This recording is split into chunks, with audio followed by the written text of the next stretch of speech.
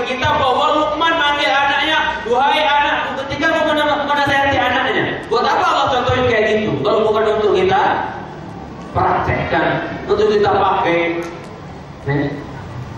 Salah nggak salah anak kita ketika kita ingin menyampaikan ujangan, nasihat, wasiat, maka apa? Panggil dengan cara ya baik, dengan namanya atau dengan panggilan-panggilan kasih sayang, dan seterusnya.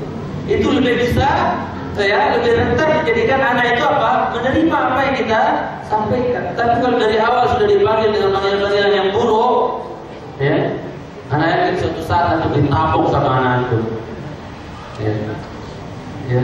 Itu dia masalah cerita. Ajarkan yang terbaik. Antum ingat kan cerita seorang tua yang lapor kepada seorang hakim. Dia katakan, "Ayyuhal qadhi innabni darabani." Wahai hakim, anakku nabok aku, anakku nonjok aku mau apa? Mau gugat anakku. Maka apa yang sebelah dicintai sang hakim pintar, dia tanya, hal hafadzal Quran? Mas, Pak, pernah kamu ajarin anakmu Quran? Hafal Quran pernah? La, sibuk kata dia. Gak ada waktu. Kemudian wahal alamtahu sunnah? Kamu pernah ajarin anakmu sunnah? Sama jawabannya. Sibuk, gak pernah sempat dan seterusnya. Apa kata hakim? Dhanna tawran fadarabaka. Mungkin anakmu menganggap kamu banteng, jadi kamu dipecut ditabok sama anakmu. Itu dia masalah cerita. Ajarkan yang terbaik buat mereka, sehingga ketika hatta dalam kita menasihati anak-anak kita, dia panggilan yang baik, lemah lembut. Hatta dia bersalah, dia seterusnya panggil dengan nama-nama yang lemah lembut. Sayang, sini sebentar. Adik mau nasihat, kamu mau ngomong dan seterusnya dengan cara yang baik. Jangan dipanggil dengan nama-nama yang buruk. Jadi dia masalah dicintai karena Allah Jalla wa'ala, dipanggil anaknya Luqman, "Ya bunayya, wahai anakku, idza kunta fi baiti ghairi fahfaz 'ainai." Tolong ajarkan anak kita adab seperti ini. Kalau kita ajak anak kita bertamu ke rumah siapa, teman, tetangga, atau kerabat, kolega dan seterusnya, ajarkan adab anak kita. Apa Luqmanul Hakim mengajarkan adab kepada anaknya dan hendaknya kita ikuti. Jadikan beliau sebagai qudwah kita, terutama sebagai seorang bapak. Apa kata Luqmanul Hakim? Nah, kalau kamu lagi berada di rumah orang lain, bukan rumahmu dewe, rumah temanmu, rumah siapa, fahfaz 'ainai, jaga matamu nak, jaga kedua matamu nak. Wow, sebagian kita anaknya luar biasa, datang bertamu ke rumah orang, apa yang gak dilihat? Isi kulkas orang semuanya dia sah, semua dia hafal. Ada mangga, ada jeruk, ada apel, ada lemon, ada apa semua. Matanya subhanallah sampai dalam-dalam dihafal semua. Inilah buah daripada imunisasi. Anaknya mungkin cerdas, pintar, tapi kayak sapi. Subhanallah. Itu dia masalah dicintai kalau Allah Subhanahu wa ta'ala. Mohon maaf ini terlepas dari perselisihan anak ini, kita anggap hal yang biasa saja. Tapi untuk pribadi saya seperti pintar, cerdas, tapi apa? Subhanallah, saya kenal ada seorang anak, orang tuanya di Amerika, ngomongnya bahasa Inggris, otaknya luar biasa. Tapi apa? Mana kulkas tetangga yang gak pernah dibuka? Langsung masuk, bebas, lempar sana, lempar terus, masya Allah. Ini apa? Sampai imunisasinya di kepala disuntik. Ukuran banget, pintar tapi akhlaknya kayak sapi. Luar biasa. Jadi itulah yang masalah dicintai karena Allah adalah ingatkan kepada anak kita sebelum anak kita, mungkin sebelum kita lagi di mobil nih sama anak kita mau ziarah ke rumah kolega teman siapa. Nah, nanti di rumah si pula, bapak pula, kamu yang sopan jangan main buka kulkas, jangan main buka tutup makanan di meja, dan jangan main ambil itu. Semuanya harus pakai kata izin. Bilang dulu sama mama tuh kita. Seperti itu. Ingatkan anaknya supaya gak bikin malu. Nanti yang malu dia sendiri siapa coba kalau anaknya nggak diwasiatin di masa. Siapa yang malu nanti? Akhirnya apa? Itu ziarah yang terakhir jadinya. Kenapa? Malu tuh aja anaknya lagi ziarah ke situ. Akhirnya malu sendiri, nggak mau ziarah lagi karena anaknya masya Allah semuanya dibongkar, matanya mana-mana masuk ke kamar orang, bebas dari Allah. Wong anak kita saja di rumah kita sendiri, anak kita harus punya adab.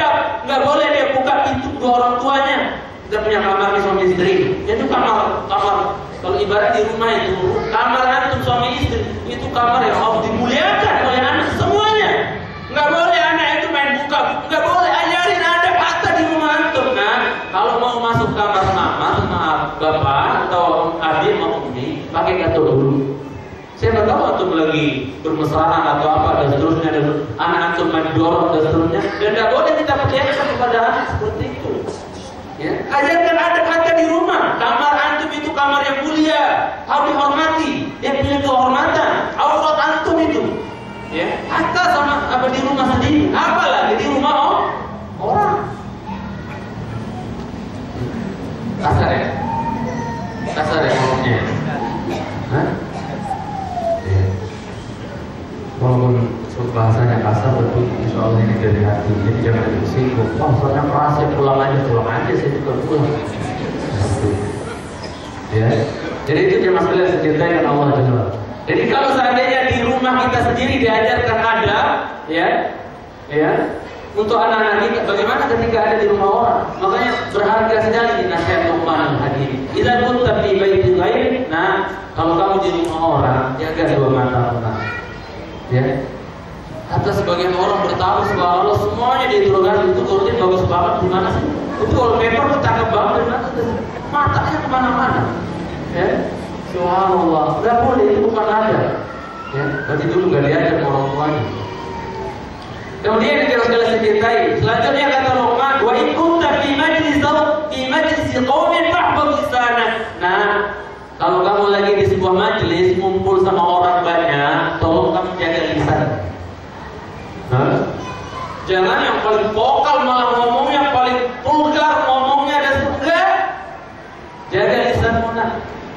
Jaga lisan. Dan artian di majelis itu jangan kamu bicara kecuali yang baik. Kalau mau bicara, pikir dulu nak, ini yang saya bicarakan ini bermanfaat, baik atau tidak. Kalau iya, ngomong. Kalau enggak, hikam aja. Itu lebih baik. Dan awas. Tidak main-main masalah diam ketika kita berbicara itu nggak bermanfaat, ya. Lantas kita diam menahan diri tidak ngomong, tidak main-main akhlak ini sampai Allah gandenkan dia dalam perkara akidah. Makanya nggak bisa, sangat aneh kalau orang udah belajar tauhid tapi akhlaknya, waduh. Coba tuh lihat ketika Allah gandenkan, man kana yu'minu billahi wal yaumil akhir. Siapa yang beriman kepada Allah, akidah kan? Akidah kan? Wal yaumil akhir, dan beriman kepada hari akhir, akidah enggak? Tauhid enggak itu? Akidah. Allah gandenkan dengan fal yaqul khairan aw liyasmut. Sebuah akhlak, sebuah adab, yaitu apa? Ucapkan yang baik, kalau enggak diam. Erat kaitannya antara akidah dengan akhlak. Jadi sangat aneh kalau di antara kita ini udah bertahun-tahun ngaji akidah tapi akhlaknya masih jongkok. Aneh. Akhlak yang buruk sebelum ngaji itu masih dibawa sampai sekarang setelah ngaji. Ini aneh. Berarti ada masalah dengan ngajinya. Ada masalah dengan hatinya.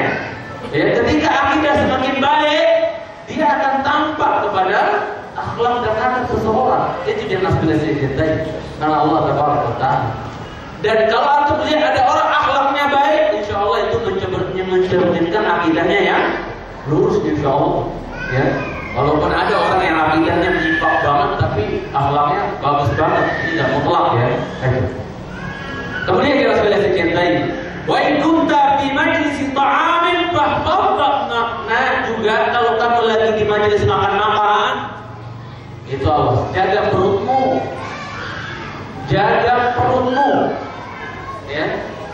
Jangan sampai masuk ke perutnya itu kecuali halal thayyibah. Ya. Kecuali yang halal, kemudian juga yang thayyib. Jangan sampai dari yang haram kamu makan.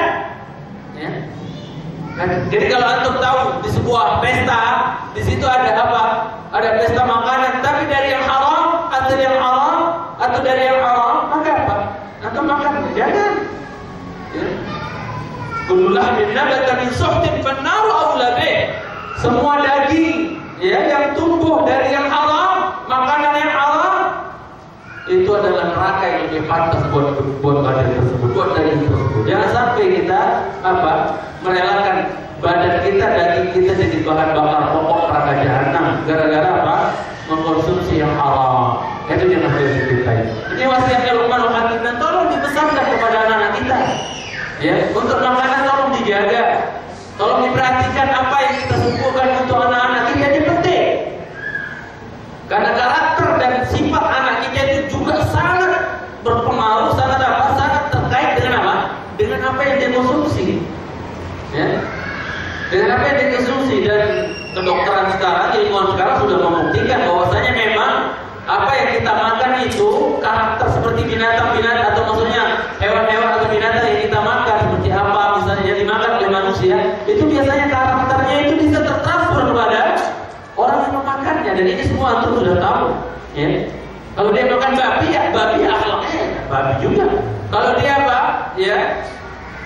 Makannya anjing, ya akhlaknya nggak jauh kayak anjing juga. Antum tahu kan maksud saya? Dan seterusnya.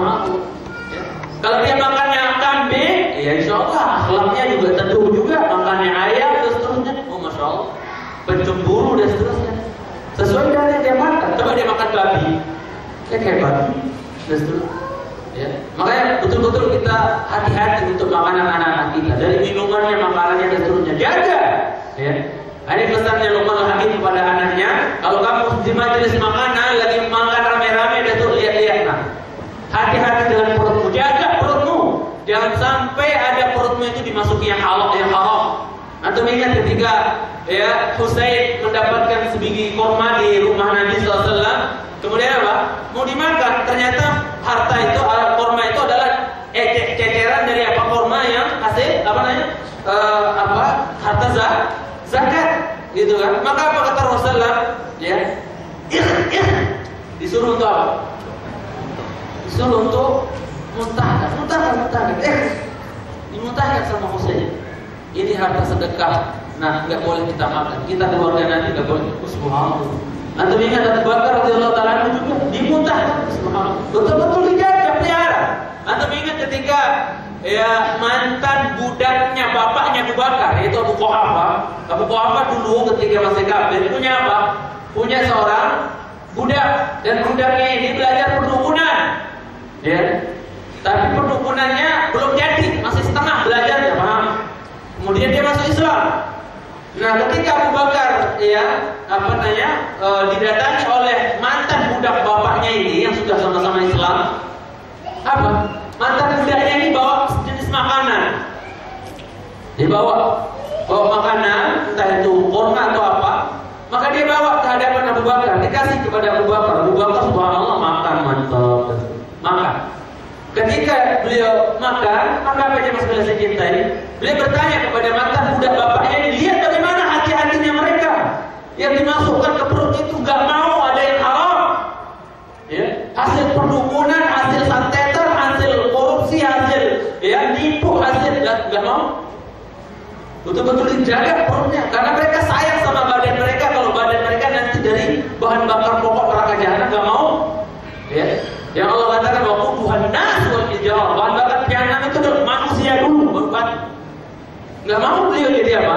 Nggak mau dia jadi apa? Badannya jadi bahan neraka jahanam. Maka dia tanya, Mas, ini dari mana makanannya? Oh, ini hasil saya masih perdukunan dulu. Jadi saya ketika berdukun dulu, aku didatangi pasien itu ngasih aku makanan ini. Masih awet sampai sekarang. Ini makanan saya kasih, ini hasil perdukunan saya dulu. Apa yang dilakukan Abu Bakar? Telunjuknya ini dimasukkan ke kerongkongannya. Dia dimuntahkan semua makanan. Lihat, aduh saya enak banget dan seterusnya nampak. Dia masukkan telunjuknya, dimuntahkan semua makanan yang belum masuk ke perutnya. Betul-betul dijaga, nggak mau masuk barang haram. Ya. Makanya ketika Imam Syafi'i bertamu ke rumahnya Imam Ahmad, ya, makan semua tuh makanannya Imam Ahmad, sampai yang lain-lain nyaris nggak dapat. Imam Syafi'i makan, padahal dia sebelumnya makanya biasa aja gitu. Tapi ketika di rumah Imam Ahmad, muridnya makan habis-habisan. Bilalak makannya Imam Ahmad, sampai murid-murid Imam Ahmad heran. Ulama kok kayak gitu, makannya banyak dan sebagainya. Kata Imam Ahmad, ini tanya aja sama orang yang langsung. Dia katakan, aku makan seperti itu, makanan Imam Ahmad, karena saya tidak pernah mendapatkan makanan sehalal dan sethayyib makanan Imam Ahmad. Maka saya ingin penuhi perut saya dengan makanan yang halal dan wajib seperti makan sama. Itu mereka. Dan kita sekarang, ya, mau halal yang penting kenyang, yang penting gemuk, yang penting kita la ilaha illallah. Ya. Maka mari dia mas kelas ini. Kita jangan sampai masuk dalam apa yang sabda Rasulullah sabdakan. Ya di zaman ala nas la yubali al-mar'u min aina iktasaba malahu wa fima anfaqah. Akan datang suatu masa pada manusia di mana enggak peduli lagi dia dari mana dia dapat hartanya, halal atau haram terserah. Yang penting kaya dulu, nanti belakangan nanya mau Ustaz. Enggak, nanya dulu mau Ustaz, baru tentukan sikap. Ini bablas dulu, dapetin dulu, baru nanti belakangan nanya mau Ustaz. Tinggal tobat kan, kalau Ustaz bilang nggak boleh, ya udah tinggal tobat. Tapi semuanya didapetin. Ini dibully Allah. Nah, hati-hati dia masuk kelas sedikit tadi. Atau jangan tegang apa biasa aja.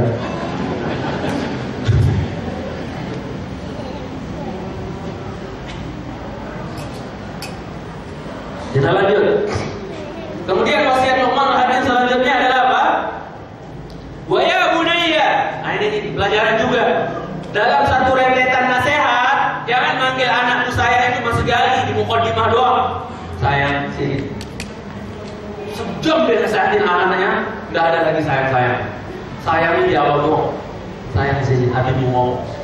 Di tengah-tengah nggak ada. Ya. Lihat Luqman Hakim.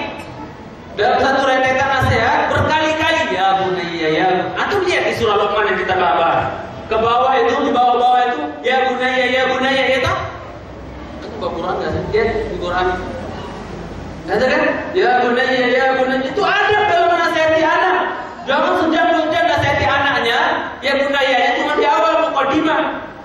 Di sela-selanya banyak ini. Sayang begini. Nah, begini. Ya, ulang-ulang. Ya. Begitu juga sebaliknya kalau antum punya bapak yang bisa ngeyel dan seterusnya, maka apa? Nasihati juga dengan cara yang baik, sebagaimana Ibrahim menasihati bapaknya dengan bahasa yang bagus, berulang-ulang dia katakan ya abati, duhai bapakku sayang, seperti diulang-ulang. Sama anak dinasihati sama bapaknya, bapak harus ya bunayya banyak-banyak, atau kalau perempuan ya bunayya inti, ya. Tapi kalau dari anak ke bapak juga ya harus dengan bahasa yang sopan, ayah dan seterusnya, abi. Kemudian yang masih dicintai karena Allah Tabaraka wa Taala. Wa ya bunayya dzkurillah wa dzkuril mauta. Anaknya disuruh ingat dua hal. Luqman Hakim suruh anaknya ingat dua hal. Apa nak? Ingat yang pertama Allah, banyak ingat Allah nak. Ada di antara antum yang pernah meselin anaknya banyak-banyak ingat Allah. Nanti insyaallah pulang pertama kali Ustaz. Ada di antara kita yang sering mengingatkan anak kita, nah banyak-banyak ingat Allah. Subhanallah. Mana sosok Luqman Hakim Ustaz. Kemudian yang kedua, karena faedah kita banyak mengingat Allah luar biasa. Sebagaimana komentarnya Abu Darda radhiyallahu taala anhu, "Man aktsara dzikrallah dakhala al-jannata wa huwa yadhhak." Barang siapa yang banyak mengingat Allah, banyak berzikir kepada Allah, dia akan masuk ke dalam surga dalam keadaan tertawa. Mau enggak Pak masuk surga tertawa, Pak? Oh, senang tertawa masuk surga. Banyak zikir kepada Allah Subhanahu wa taala.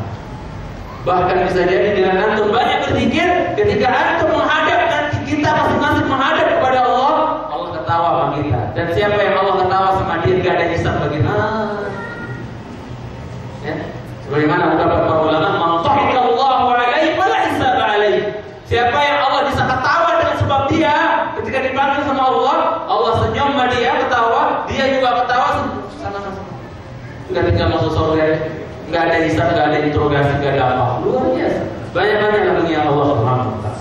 Luqman Hakim ingatkan anaknya banyak-banyak berzikir kepada Allah. Yang kedua, wadzkuril maut. Banyak-banyak ingat mati. Sering nanti insyaallah ya, diingetin anak-anak supaya ingat mati ya Pak ya. Nah, takut kayaknya ingetin anaknya mati. Nanti kalau mati beneran gimana? Rata-rata kita takut ya, ingetin anak kita, banyak-banyak ingat mati. Ya. Ini Luqman Hakim seperti itu ya Ustaz. Makanya dia pernah bilang dalam asar yang lain, Luqman Hakim nasihati putranya, ya bunayya amrun la tadri mata yatika fasta'idlah qabla an yufaji'aka. Nah, ada sesuatu yang kamu nggak tahu kapan dia mendatangi dirimu, maka siap-siaplah untuk menyambut dia. Nah, karena dia datangnya apa? Ya, kamu nggak tahu kapan dia datang, maka siap-siap untuk menyambut dia. Nah, sebelum dia datang tiba-tiba, apalagi yang dimaksud kalau bukan kematian. Itu kata Luqman Hakim mengingatkan anaknya. Nah, kemudian kalau tadi disuruh ingat dua hal, sekarang disuruh lupain dua hal. Apa itu dua hal? Ya. Dan mudah-mudahan kita bisa ingatkan juga kepada anak-anak kita seperti ini.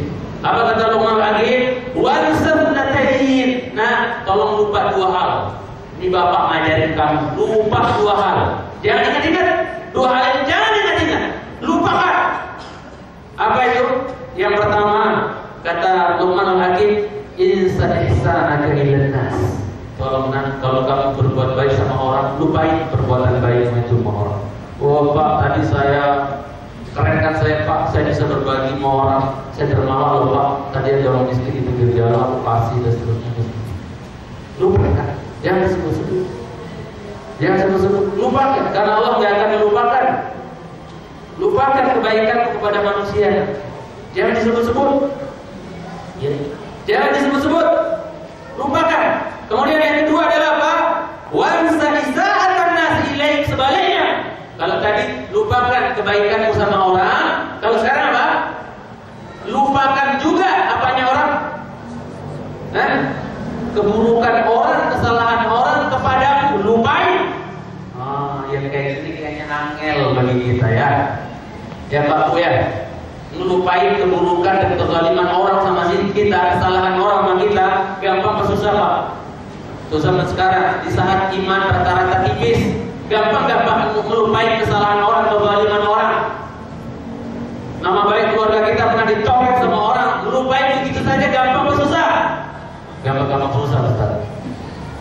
Susah ya? Susah. Ya. Kalau seandainya melupain kesalahan orang aja susah, apalagi buat maafin kesalahan orang. Akal lebih akal lagi. Paham maksud saya? Bahwa apa? Melupakan kesalahan orang sudah juga apa saja susah bagi sebagian orang, apalagi untuk gampang dan mudah memaafkan orang lebih susah lagi biasanya. Subhanallah. Padahal Allah firmankan wa anta wa aqrabu lit-taqwa. Engkau memberi maaf itu lebih dekat kepada ketakwaan. Banyak yang mungkin pernah mendengar dari saya atau ustaz yang lain cerita ketika iblis ketuk pintunya Firaun. Iblis, ya, ketuk pintu Firaun. Maka Firaun nanya, "Man bil bab?" Siapa di balik pintu? Maka iblis bingung. Sehingga dia ngomong apa? Bisal ilahul ladzi la ya'rifu man bi babi. Sejelek-jelek Tuhan adalah yang enggak tahu siapa orang di belakang pintunya. Paham? Tuhan itu lumrahnya ya bikulli syai'in alim. Tuhan itu tahu segalanya ya kan? Ini orang di belakang pintunya dia kan dong, Tuhan apaan kamu Firaun? Ibarat. Maka apa? Dibilang iblis. Saya iblis kata dia. Oh iblis toh. Masuk iblis. Maka ngobrollah mereka berdua. Ya. Figurnya sebagian manusia yang kurang iman zaman sekarang. Atau bahkan orang-orang yang kafir, munafik dan seterusnya. Iblis dan Firaun. Ya. Maka apa? Iblis nanya sama Firaun, bilang sama Firaun, kalau kebejatan saya di langit, kamu udah tahu toh? Kamu udah tahu dan kebejatan saya kan Firaun? Ya, udah tahu. Wa qulna lil malaikati isjudu li Adam fasajadu illa sudah ketahuan kebejatnya Firaun, kebejatnya iblis. Adapun Firaun udah jelas juga, ana rabbukumul a'la, saya Tuhan kalian yang paling tinggi katanya. Ya, jadi kebejatan kita berdua udah maklum dan masyhur. Maka iblis bilang, Firaun, gua mau nanya nih, ada nggak orang yang lebih bejat dibandingkan kita berdua? Paham? Ada nggak yang lebih bejat di dunia ini dibandingkan kita berdua? Kata iblis kepada Firaun. Maka Firaun jawab, ya ada yang lebih bejat dibandingkan kita. Siapa itu kata Firaun? Ini bukan Abu Sama yang bilang, ini Firaun yang ngomong. Apa kata Firaun? Orang yang lebih bejat dibandingkan kita berdua adalah orang yang apabila saudaranya atau saudarinya datang, udah jujur, ikhlas, betul-betul ikhlas, mau minta maaf, tapi dia bilang tiada maaf bagi, tidak mau memaafkan saudara atau saudari yang betul-betul ikhlas mau datang minta maaf, terus nggak dikasih maaf, orang yang kayak gini lebih kejam dibandingkan kita berdua, kata Firaun. Itu kata Pak Firaun, bukan kata Musa. Ada di masalah kita yang Allah Jalla. Jadi kata Luqman, lupakan kebaikan kamu sama orang, lupakan juga keburukan orang sama kamu. Ini kalau dimiliki anak-anak kita luar biasa, berhasil antum, balik modal antum mendidik anak, insya Allah. Kemudian jangan sekalian cintai dengan Allah Jalla. Kita langsung ke ayat 12-nya. Ya. Apa kata Allah Tabaraka wa Ta'ala? Ya. Sudah tadi ayat 13. Apa kata Allah SWT mensinyalir nasihatnya Luqman kepada siapa? Putranya. Apa kata Allah? Wa idh qala Luqman libnihi wa huwa ya'iduhu ya bunayya la tusyrik billah inna syirka la zulmun 'adzim. Wa idh qala Luqman, ingatlah ketika Luqman berkata kepada siapa? Libnihi. Apa pelajaran yang antum bisa ambil dari ayat itu? Libnihi. Dia tidak bilang li jama'atihi wa li jiranihi, wa li ikhwatihi. Ya. Tapi libnihi. Apa faedah yang kita bisa ambil jemaah? Bahwa hendaknya kalau kita mau nasihatin orang, wasiatin orang, yang menjadi sasaran utama itu adalah siapa dulu? Orang-orang terdekat kita dari kehidupan kita siapa? Antum yang belum punya anak, siapa yang terdekat dari antum? Istri antum, beresin dulu tuh. Jangan kita berprinsip seperti Lilin. Lilin itu repot nerangin orang, tapi dia sendiri bablas habis, ya kan? Gak bisa kita kayak gini. Banyak sekarang aktivis-aktivis, wah, sore Islam, teriak sana sini, por sana sini. Istrinya tabarruk nggak pakai jilbab, keluar pakai dicuci, luar biasa, pakai lipstik keluarnya, tabarruk jahiliyah. Jadi kalau seandainya daulah Islamiyah, khilafah Islamiyah, nggak bisa kita tegakkan di hati kita pertama, nggak bisa kita tegakkan di keluarga kita kedua. Terus mau khilafah Islamiyah di Indonesia, mimpi kali, mimpi. Wong di daulah yang kecil kayak keluarga kita saja belum beres, udah mikir yang gede. Beresin dulu, masing-masing beresin daulah yang kecil itu dulu. Negeri kecil yang namanya rumah tangga itu beresin semuanya. Nanti kalau semuanya beres, dengan sendirinya Allah akan titipkan kita khilafah dan daulah Islam. Itu cuma sebelah cintai dengan Allah Subhanahu. Jadi orang yang pertama kali yang menjadi sasaran utama dakwah dan nasihat kita, wasiat kita, yang menjadi skala prioritas kita dalam nasihat dan wasiat itu adalah siapa? Orang-orang terdekat kita, terutama anak kita, buah hati kita. Ya. Yang sebelum dia datang, anak kita lahir dari rumah, Masya Allah sebagian kita puyeng. Apa iya saya bisa punya anak ya? Ibarat orang Arab bilang, ya, al-usratu bila aulad, kal-bustani bila azhar. Keluarga tanpa adanya anak itu kayak taman gak ada bunganya, ya, sepi, gak ada yang minta duit, ya kan Pak? Mama, papa, gak ada duit, hanya untuk berdua dong. Jadi dunia milih berdua, itu beneran dunia milih berdua kalau gak punya anak. Karena gak ada yang minta duit bagaimana? Terus gak ada nyereng-nyereng, dan seterusnya. Bagi yang belum diberikan anak, banyak-banyak istighfar dan sedekah, itu trik dari Rasul, insya Allah. Ya. Dan banyak-banyak berdoa kepada Allah Jalla. Alhamdulillah, sekali lagi ayatnya menunjukkan yang paling menjadi skala prioritas kita untuk kita wasiat adalah orang terdekat, terutama anak kita yang mas sekalian saya cintai. Buah hati kita, ya, buah hati kita, nasihati mereka. Walaupun memang kadang dalam, ya maksudnya yang namanya anak dengan bapak tidak selalu sejalan. Karena tipenya anak sama bapak itu kadang-kadang orang tua itu kadang-kadang ada apa kalau secara umum ada 3 tipe. Ada yang kadang anak ya klub sama bapaknya, satu hati sama bapaknya. Kalau zaman sekarang satu manhaj, baratnya kalau bahasa antum gitu kan. Jadi keluarga anak-anak istri itu satu manhaj. Ini keren banget sudah. Alhamdulillah, tenang kita jadinya. Ya, tidak terlalu banyak PR sebelum kita mati. Ya, anak dan istri sudah kenal akidah yang hak. Tapi ada disebut yang harus kita cintai kalau kita perinci, ada yaitu bapak yang menyelisihi ya anaknya. Contohnya siapa di kalangan Nabi? Bapak yang berantem atau menyelisihi bapaknya, bertentangan dengan anaknya, seperti siapa? Ibrahim dengan bapaknya. Ya, jadi bapak menyelisihi anak, yaitu Azar menyelisihi siapa? Ibrahim alaihissalam. Sebaliknya, ada anak menyelisihi bapak. Siapa contohnya? Kan'an diselisihi oleh anaknya. Ya, Kan'an menyelisihi siapanya? Bapaknya. Ada yang bapak sama anak klub. Luar biasa. Satu manhaj, satu jalan. Siapa contohnya? Ya, banyak. Ya, contohnya siapa? Zakaria dengan anaknya siapa? Yahya alaihi wassalam. Ya, atau di kalangan tabi'in Abdul Malik, Umar bin Abdul Aziz sejalan dengan putranya. Yaitu siapa? Abdul Malik, sama-sama soleh. Ya, sama-sama soleh, sejalan, sama-sama nyunnah, luar biasa.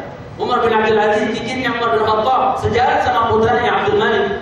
Walaupun Allah takdirkan Abdul Malik, anaknya Umar bin Abdul Aziz meninggal duluan. Makanya ketika Abdul Malik meninggal, apa kata Umar bin Abdul Aziz? Alhamdulillahilladzi, ya, alhamdulillahilladzi ja'alaka fi mizani wa lam yaj'alni fi mizanik. Kata Umar bin Abdul Aziz ketika putranya meninggal duluan, dia bilang apa? Segala puji bagi Allah yang telah menjadikan engkau wahai anakku berada dalam timbanganku, ya, dan tidak menjadikan aku dalam timbangan kebaikan. Maksudnya apa? Segala puji bagi Allah yang telah menjadikan dirimu wahai anakku yang meninggal duluan sebagai pemberat timbanganku dan tidak menjadikan aku sebagai pemberat timbanganmu. Paham apa maksudnya? Yaitu ketika Abdul Malik meninggal, ya, anaknya Umar bin Abdul Aziz meninggal, kira-kira yang dituntut sabar ketika anak meninggal, siapa yang dituntut sabar di sini? Sang bapak. Umar bin Abdul Aziz bersabar atas meninggalnya apa? Anaknya. Berarti anaknya itu menjadi pemberat timbangan siapa? Bapak. Ya. Ya. Dan tidak menjadikan aku sebagai pemberat timbanganmu. Nah, maksudnya apa?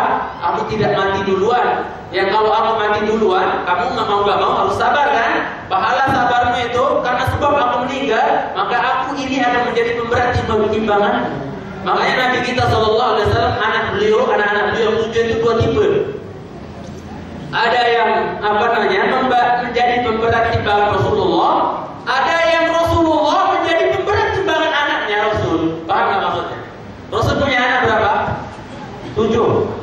Ada Qasim, Abdullah, Ibrahim, ada Zainab, ada Ummu Kulsum, ada Ruqayyah, ada siapa lagi? Ada Fatimah.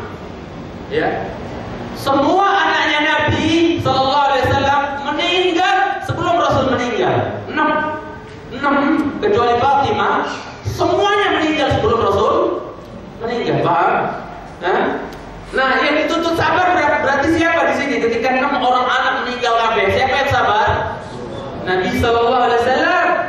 Berarti anak-anak Nabi yang 6 itu menjadi pemberat timbangan siapa? Rasulullah, karena beliau yang sabar atas ujian tersebut. Nah, tapi Fatimah,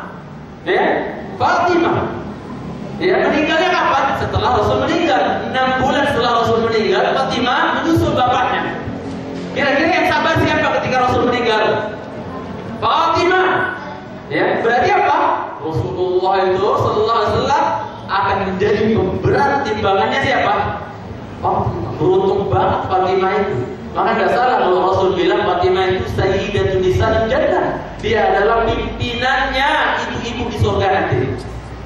Semua perempuan rajanya adalah siapa?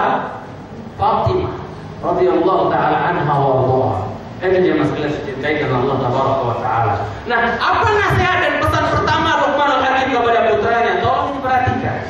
Makanya dari ayat inilah kenapa saya banyak menganjurkan, ya, daripada anak kita rusak akhlak dan pergaulannya, kenapa kita tidak tuntun mereka untuk apa? Belajar di sekolah yang di situ ada pelajaran umum tapi agamanya banyak. Jangan sepekan agama cuma sekali. Gurunya juga amburadul. Filsafat dan seterusnya, hancurlah anak kita disuruh sholat angel tenang. Kenapa? Gurunya udah gak beres, gurunya gak pernah sholat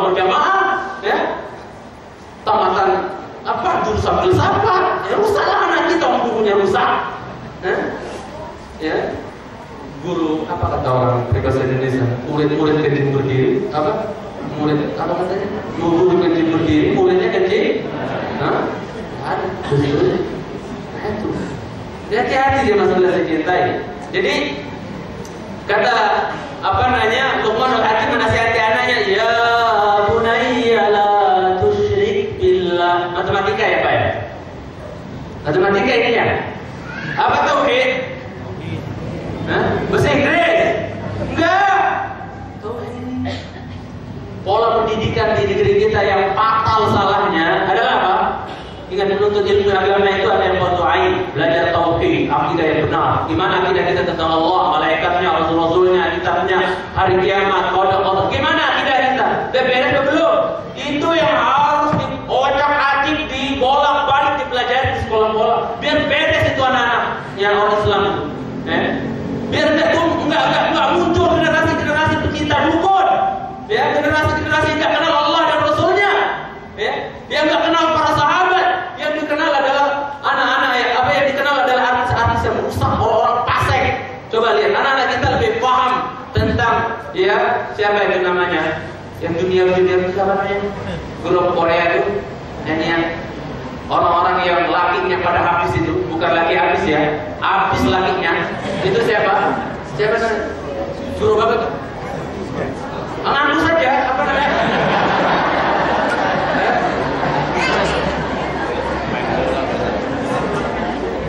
Apa itu? Dunia.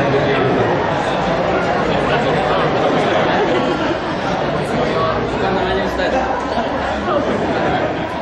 Bangga saya kalau antum remaja kayak antum gak tahu namanya, saya bangga. Alhamdulillah berarti sama antum. Kalau ada yang tahu berarti curiga saya. Pokoknya ada kan tuh artis-artis Korea yang pernah ke Indonesia loh. Jadi bangga itu. Siapa sih namanya? Kayak cewek-cewek itu. Nah, itu orang Indonesia udah mulai ini nih. Apa? Kan di Korea itu kan kalau anak tamat SMA lulus itu hadiah dari orang tuanya apa? Operasi plastik kan? Operasi plastik biar yang hancur mukanya jadi mulus dan nah itu kayak yang ada 7 grup musik yang dari Korea itu kan yang pernah di Indonesia itu seperti itu yang jadi figur anak-anak kita sekarang. Jadi pakai jeans, kemudian dibikin kayak pensil dan seterusnya, kemudian ngomongnya kayak perempuan-perempuanan, nggak ada lanangnya sama sekali. Terus la ilaha illallah. Ali bin Abi Thalib dulu ketika membuka Khaybar, untuk memerangi orang Yahudi di Khaybar, dia lantang mengatakan, ana alladzi sammani ummi Haydara. Saya adalah orang yang dinamakan sama ibu saya macan kecil. Subhanallah.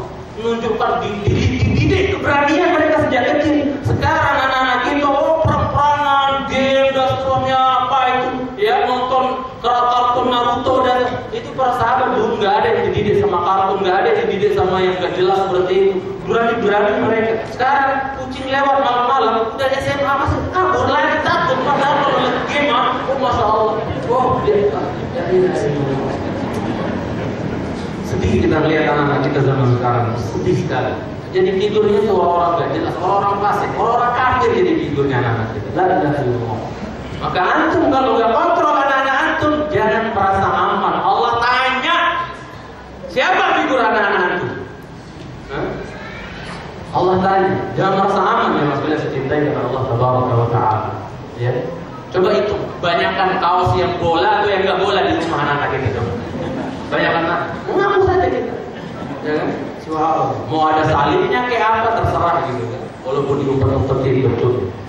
Kemudian yang masalah saya cintai karena Allah Taala. Yang lebih aneh lagi, bahkan sampai pernah saya di Libya dulu, pas saya di Libya, itu anak Libya selevel anak Libya itu kan ranjangnya 2 tingkat tuh. Ditempel lah di apa? Di atas ranjang temannya ditempel besar posternya Ronaldo coba. Masya Allah. Ya. Ayo saking ngefansnya sama Ronaldo, dipakailah Ronaldo itu diedit pakai Premi Soekarno dan seterusnya. Kemudian komennya Ronaldo sudah hafal qul huwallahu ahad dan seterusnya. Masya Allah. Apa orang kayak gitu jadi figur anak-anak kita sedih, miris melihat. La ilaha illallah. Kemudian yang sudah dicintai karena Allah Jalla wa'ala. Jadi yang pertama kali diajarkan adalah akidah, tauhid oleh siapa? Oleh Luqmanul Hakim. Tapi yang ada di negeri kita adalah apa? Yang difokuskan adalah ya ilmu yang hukum mempelajarinya fardu kifayah. Fardu kifayah. Yang fardu kifayah ini ada dua. Ada yang penjaga agama seperti mustalahul hadis, qawaid fikih, qawaid tafsir dan seterusnya. Belajar itu sifatnya penjaga agama. Ada yang sifatnya mukamilatul-din, penyempurna agama. Seperti apa? Belajar biologi, kimia, fisika, kedokteran, itu Islam butuh. Bahkan bagi sebagian orang wajib dia pelajari kalau memang Islam butuh, gitu kan? Wajib dia pelajari, tapi sebagian. Tapi yang jadi masalah sekarang, apa yang difokuskan? Lebih difokuskan mana? Yang fardu ainnya di sekolah-sekolah atau yang penyempurna agama yang dipikir habis-habisan sekarang? Nah itulah. Akhirnya keluar orang-orang pintar dunia, ya'lamuna zahiran minal ayatid dunya wa hum 'anil akhirati hum ghafilun. Tentang akhirat tanya semuanya, ilmu komputer udah kencingin sama dia, ilmu komputer itu udah hafal semua. Pintar kalau masalah dunia, masalah apa? Masalah dunia tanya, jawab semua dia. Tanya rukun Islam, tanya rukun syahadat, enggak bisa jawab. Ya, sebut rukun salat yang 13 atau 14, enggak bisa jawab. Kenapa? Jadi salah tipe dan pola pendidikan itu udah salah sejak bangku SD. Bangku SD apa diajari? Nyanyi. Ya. Sampai udah gede juga nyanyi gitu kan. Mau apel mau apa nyanyi. Tua juga nyanyi. Makanya lucu Bapak Presiden Akbar kalau ketika beliau dari menteri alhamdulillah ya. Beliau kalau nyanyi itu di roba-roba kan itu ada nyanyian kebangsaan kita yang berbau syirik. Apa itu? Padamu negeri kami apa ada tuh? Ada kan tuh? Apa kan itu? Yang menyimpan keburukan kita zaman dulu. Apa? Padamu negeri kami berbakti, padamu kaum negeri kami mengabdi, padamu negeri jiwa raga kami. Oh ini kan, luar biasa. Awas ini hati-hati. Kaitannya akidah. Makanya beliau kalau lagi aktif Pak Patrialis ya tetap aja sebenarnya nggak boleh, tapi ya gimana? Ya menang kalau bahasa Jawa gitu kan. Maka beliau roba. Padamu negeri diroba jadi padamu robbika manakdas. Paham? Ya. Jadi tidak segi arti nggak salah gitu kan. Padamu robbika mengabdi, padamu robbika apa tadi? Berjanji gitu. Padamu robbi jiwa raga kami. Benar nggak artinya itu? Negeri jadi robbi gitu. Agak lucu sedikit. Apa jelas apa ya? MK sekarang yang dia ya. Kemudian yang sekalian dicintai karena Allah Subhanahu wa taala. Ya, ini wasiat pertama dari Luqmanul Hakim adalah apa? Ya bunayya la tusyrik billah. Karena di mana ya? Kita bolak-balik antara satu nikmat Allah yang satu dengan nikmat yang lain. Allah kasih ini, Allah kasih itu. Ketika giliran Allah minta kita untuk menyembah Dia, malah ditujukan kepada selain Allah. Ini kan luar biasa. Cemburu sekali Allah. Allah udah ngasih banyak. Allah ngasih kita banyak dan Allah minta kita cuma satu, menyembah Dia saja. Malah kita arahkan kepada selain Allah. Gimana cemburunya Allah? Bagaimana murkanya Allah? Subhanahu wa ta'ala. Kan itu pasti ceritanya. Dan kalau kita lihat perjalanan para nabi sebelumnya, itu subhanallah, mereka yang mereka khawatirkan atas anak-anak mereka sepeninggal mereka, bukan apa mereka makan, bukan apa profesi dan kerjaan mereka, bagaimana nasib mereka. Yang mereka khawatirkan adalah apa? Nanti kalau bapak sudah meninggal, akidah kalian kayak gimana? Apa masih bisa kayak akidahnya bapak? Apa tidak? Coba buka Al-Baqarah 132, 133. Lihat kekhawatiran nabi-nabi dahulu sebelum mereka meninggal. Khawatir mereka. Ya, tidak ada sesuatu yang paling ditakuti oleh para nabi kecuali akidah anak-anak mereka setelah mereka meninggal. Itu yang paling mereka takuti. Khawatir ini. Coba lihat, coba selesai. Sebelum saya selesaikan kajian ini nanti, jadi kalau ada kata-kata saya yang kurang berkenan, mohon dimaafkan ya. Jelas saya sudah ngomel-ngomel antum. Ini hanya bahasa saya saja. Ini penekanan saja. Saya nggak benci sama antum, saya sayang sama antum, saya cinta sama antum karena Allah. Jadi jangan ada yang merasa tersinggung. Ya, terus langsung bersumpah gak bakal sampai mati saya ngaji lagi sama saudara salah. Langsung ngambil sumpah.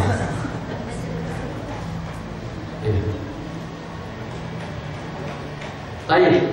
Sudah ketemu nggak? Ya, Allah katakan bahwasanya apa? Am kuntum syuhada in hadara ya. Karena baca yang 133 ya. In hadara Ya'qub al-maut in qala li banihi ma ta'buduna min ba'di. Qalu na'budu ilahaka wa ilaha abaika Ibrahim. Sebutkan selanjutnya Ismail, Ishaq, ilaha wahid wa nahnu lahu muslimun. Saya mengurangi mengirim tenaga. Silakan dibaca artinya apa? Dari 132 saja dulu dibaca.